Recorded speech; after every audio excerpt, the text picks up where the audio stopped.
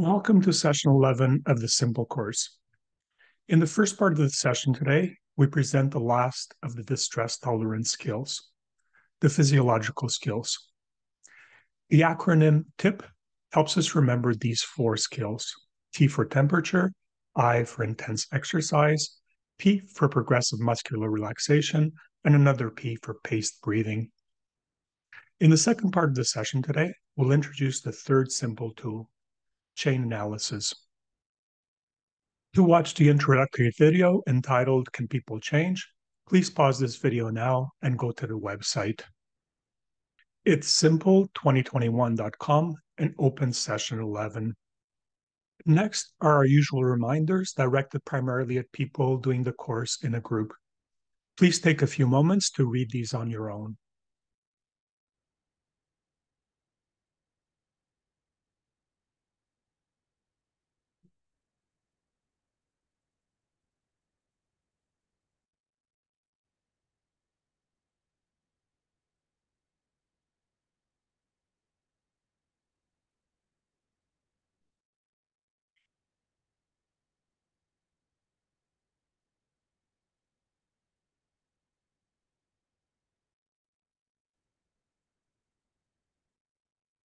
To watch this week's mindfulness practice video, please go to the website now.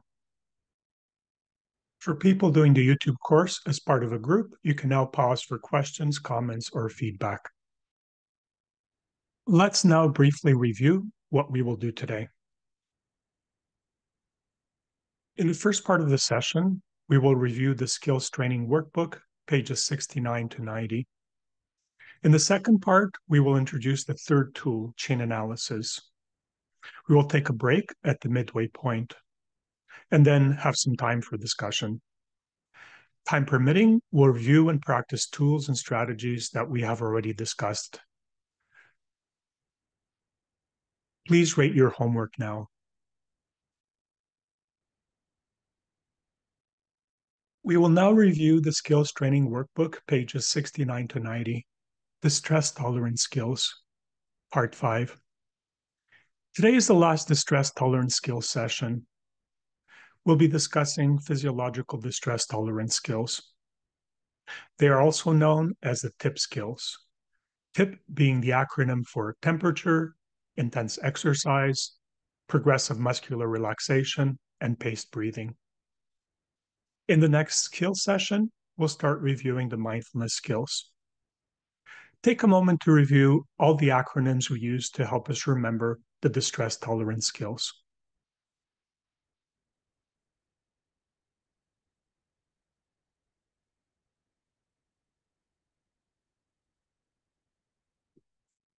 To watch a video on the physiological skills, please go to the website now. As part of the homework for the last week, we asked you to read pages 69 to 90 of the Dialectical Behavioral Therapy Skills Workbook. We will cover the key points from this section of the workbook together, but remember, this review is not intended to replace you having read and worked on the exercises in the workbook. This section of the skills training workbook explores physiological distress tolerance or self-regulation skills. You may find these easier to use than other distress tolerance skills, but for them to be useful to you, you still have to make them a habit. The physiological skills do a number of things. They reduce the intensity of overwhelming emotions. They are biological in nature and don't require much thought. They trigger the relaxation response, which combats fight, flight, and freeze. Bear with us as we remind you again to try all the skills in the workbook, but then choose only a few that suit you to use with your tools as you're trying to negotiate your holds. Because of the relative simplicity, many people use physiological skills regularly, often as a part of their crisis plans. Some of these skills affect your cardiovascular system. If you have heart issues, be careful, especially with the diving reflex and the high-intensity exercise. Check with your doctor before trying them. One technique that can be quite effective in bringing you from a state of hyperarousal into the window of tolerance is side-to-side eye movement. Side-to-side eye movement is one of the components of eye movement desensitization and reprocessing, or EMDR.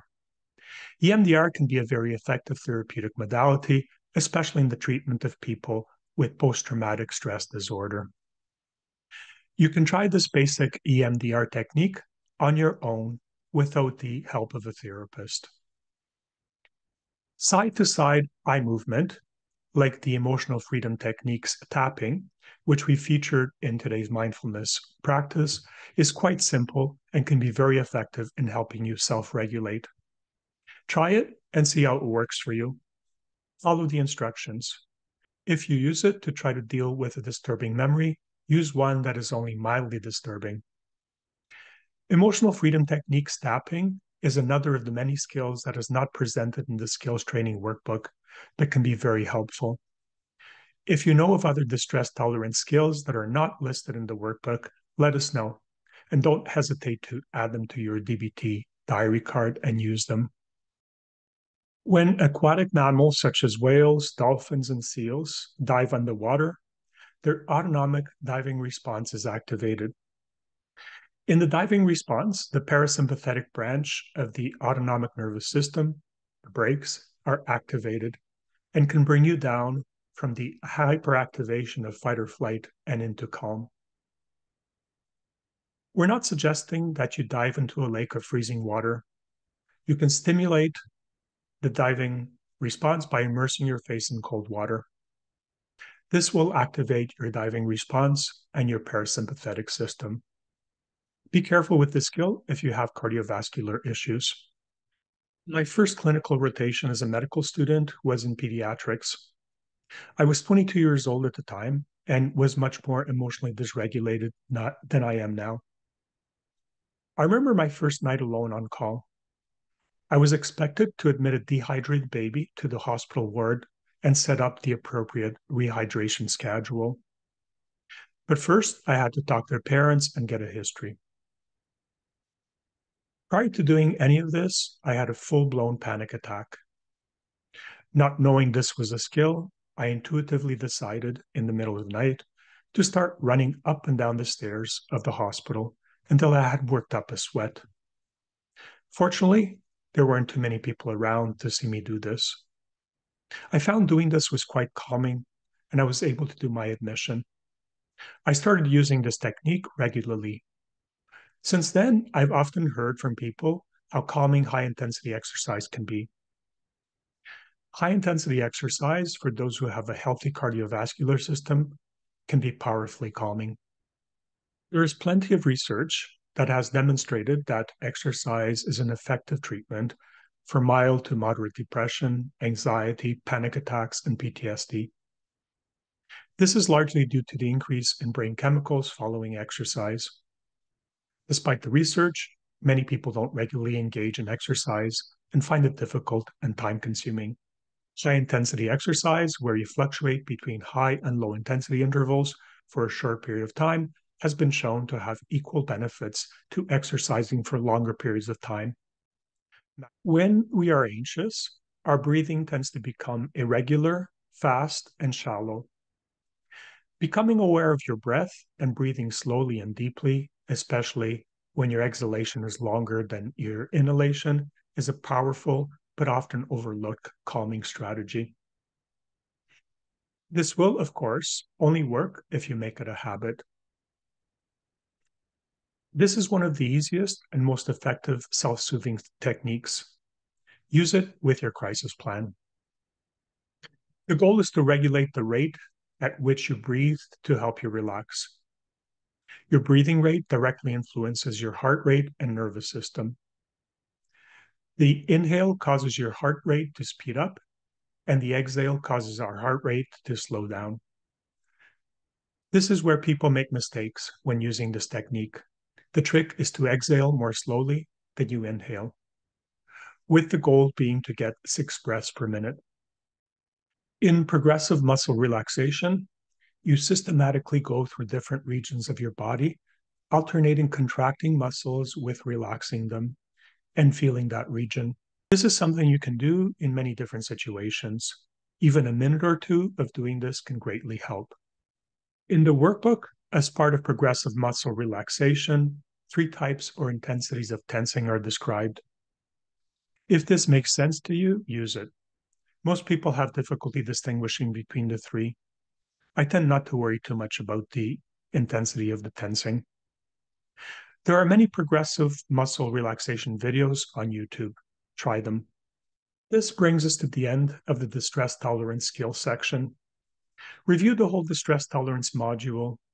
Review the DBT skills diary card.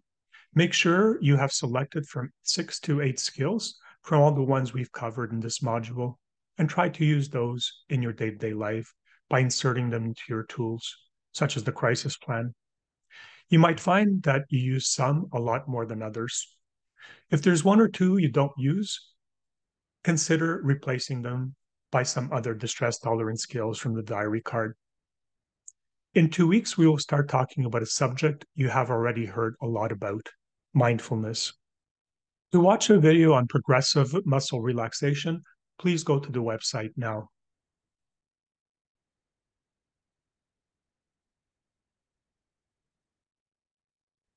In the second part of today's session, we'll introduce the third simple tool, chain analysis. Don't forget to keep working on your crisis plans and diary cards. Let us know if you want to practice doing a chain analysis with the group. Today, we're introducing the third simple tool, which is the chain analysis. We have already covered crisis plans and Hole's diary cards. Can you tell us what chain analysis are and how you do them? There are 2 types of simple tools. There are the assessment tools, which help us identify, analyze, and better understand the problem, hole, or target. There are 3 assessment tools: the Hole's diary cards, chain analysis, and goals diary cards. And then there are remediation tools, which help us to develop and implement an approach for dealing with a problem, getting out of holes, and reducing our activation. They are the crisis plans, rational mind remediation, goals diary cards, and wise mind remediation. When we did the holes diary cards, we identified the problems that we wanted to work on and called them targets for change. These targets are some of the holes we repeatedly fall into. When we worked on our crisis plans, we identified holes and then analyzed or tried to understand them using the crisis plan template. We considered what triggered us to fall into these holes and explored other features of the holes, such as the thoughts, feelings, and behaviors that were present when we were in the holes. This analysis of the holes we fell into is essentially what we do in the chain analysis. Doing a chain analysis asks that when we become activated, we analyze what might have triggered that activation and consider the feelings, thoughts, and behaviors that were present during the activation. Remember the first 2 steps of good problem solving. Hole's diary cards help us identify the problems. Chain analysis will now help us analyze the problems or holes we have previously identified and designated as our holes or targets. Following good problem-solving practices, to do a chain analysis, follow the algorithm and the template provided. It may be helpful to divide the algorithm into 2 parts. Part 1 is what you need to do before doing a chain analysis. 1. Start with your completed diary card. 2. Choose a day when the numbers for 1 or more of your targets were higher than baseline. 3. Ask yourself at what point in time the numbers went up from baseline. 4. Use the chain analysis template to understand what happened, what you felt, thought, and did. Part 2 of the algorithm describes how to do the chain analysis itself. Remember that while doing this, you want to stay in the window of tolerance by pendulating. Let's first go over the 7 steps of the chain analysis before we consider them individually. Step 1, what was the topography of your activation? Step 2, was there a trigger or triggers? Step 3, what did you feel? Step 4, notice the sensations in your body without judging or trying to change them. Step 5, what thoughts were associated with each feeling? Step 6, what behaviors or urges were associated with each feeling? Step 7, what was your energy balance before the activation? To repeat, to do a chain analysis, 1, start with your completed diary card. 2, choose a day when the numbers for one or more of your targets were higher than baseline. After you've picked a day with higher than baseline numbers, map out the topography of the intensity of your activation around the time period for which you are doing the chain analysis. How did the intensity of your feelings, thoughts, and behaviors change over time? On the chain analysis template, note in writing if there were any events that were triggers for your increased in activation. Note in writing on the template the sequence of feelings you experienced during this period. Rate each on a scale of 0 to 10, with 10 being the most intense that you've ever felt that feeling. 4. Observe and note the physical sensations you experienced during the activation without judging or trying to change them. 5. Note in writing on the template the thoughts that accompanied each of your feelings. 6.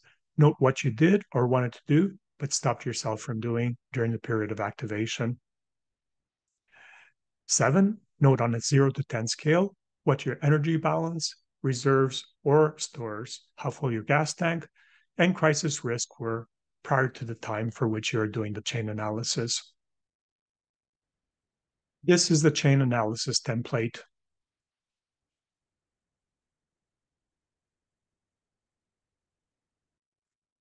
Let's go through a chain analysis template step by step.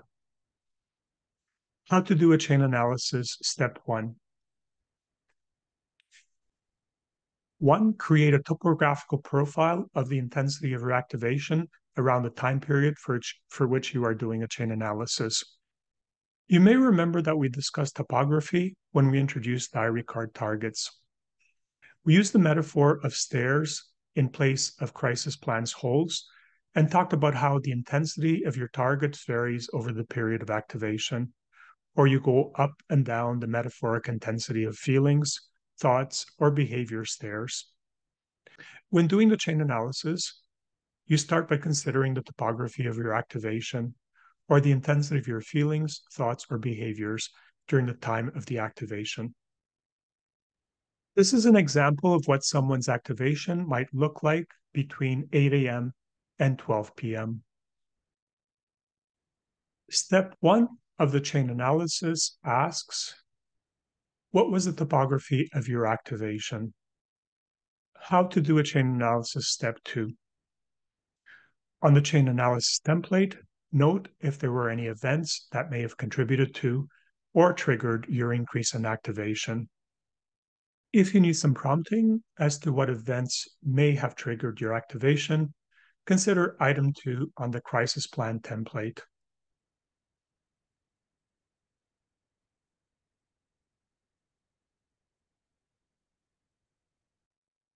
These are some common triggers that people encounter. People, their tone of voice, their viewpoint, a specific person, having an empty tank, reminders of previous events, stressors. Anything really can be a trigger. Make your own list of what triggers you. Step 2 of the chain analysis asks, was there a trigger or triggers? How to do the chain analysis, step 3. Note the sequence of feelings you experienced during this period. Rate each of these feelings on a 0 to 10 scale, with 10 being the most intense you've ever felt this feeling, and 0 being not feeling anything at all.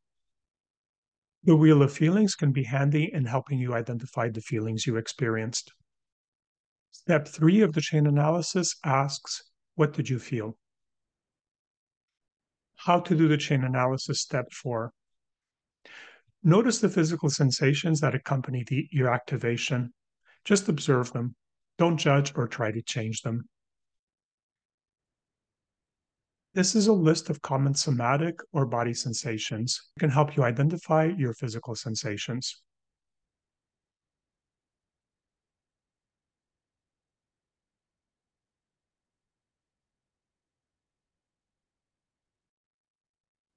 Step 4 of the chain analysis asks, notice the sensations in your body without judging or trying to change them. How to do the chain analysis. Step 5. Note the thoughts that accompanied each of your feelings. To help you identify some of the thoughts you had during the period of activation, start with each of the feelings you had and ask what the feeling was saying or telling you.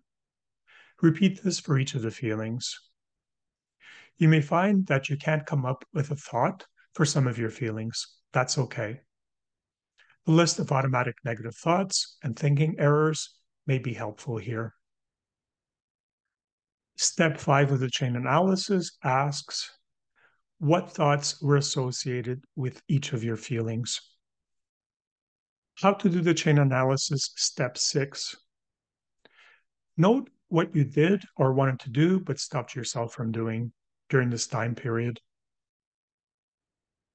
If you need help in identifying your behaviors, use the list of internalizing and externalizing behaviors.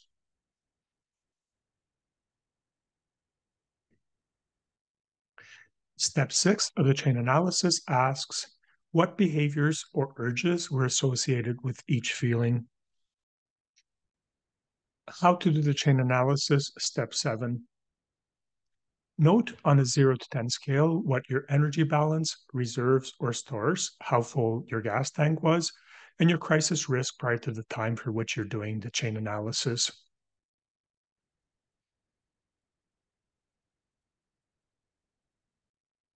Step 7 of the chain analysis asks, what was your energy balance before the activation on a 0 to 10 scale? That is the chain analysis template. These steps will sound familiar to you, as we have already discussed them when we did crisis plans and diary cards. Although there are many similarities between the tools, each serves a different purpose. We talked about topography before. That is how during a period of activation, different feelings arise and change in intensity over the course of the activation. Does topography play a role in chain analysis? A chain analysis can be either a snapshot of a moment in time and the feelings, thoughts, and behavior that you experienced at that moment, or it can be a video that changes over time. The video metaphor acknowledges that your feelings, thoughts, and behaviors don't stay static, but rather change over the course of a period of activation. A chain analysis that is more like a video and considers the progression of your feelings, thoughts, and behaviors over time is called an advanced chain analysis. We will explore advanced chain analysis in greater detail in session 13. On the PowerPoint presentation that you will find on the website, there is a review and practice component that covers the tools, techniques, and strategies that we have previously covered in the symbol course. Looking over those slides will help you consolidate the material. Let's look at the homework for this session.